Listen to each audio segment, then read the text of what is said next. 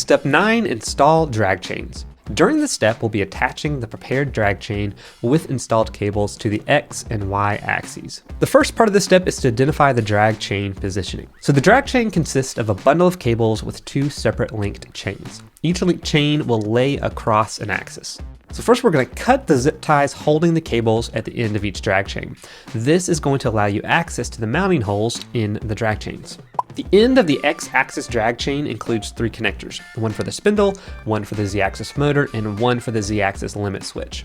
The end of the Y1 axis drag chain includes all cables that will terminate at the rear of the machine for connection to the controller.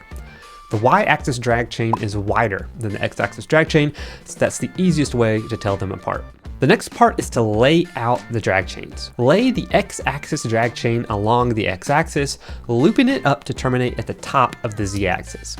Lay the Y-axis drag chain across the top of the Y1 assembly, ensuring it loops across the front of the gantry and rest on top of the Y1 axis. In part 3, we're going to attach the X-axis drag chain to the Z-axis. So we're going to add a flat washer to two M5x16 screws and place them through the holes at the last drag chain link. Then we're going to tighten those screws down with a 7mm Allen key. So in part 4, we're going to do the same thing, but this time we're going to attach it to the X-axis. So again, we're going to add flat washers to each of the two M5x16 screws, and we're going to place those through the holes at the last drag chain link. Then we're going to tighten those screws down onto the X-axis with a 3mm Allen key.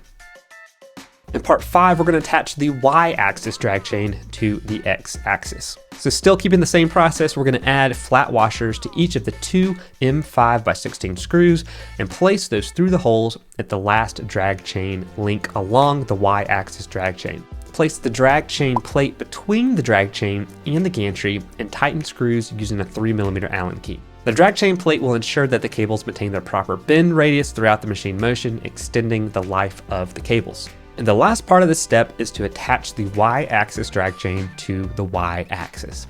Again, take the flat washers to each of the two M5x16 screws and place them through holes at the last drag chain link. This is near the end of the Y1 axis. Tighten the screws down with a 3mm Allen key, then reinstall the zip ties at the end of each drag chain so that the cables are directly attached to the drag chain.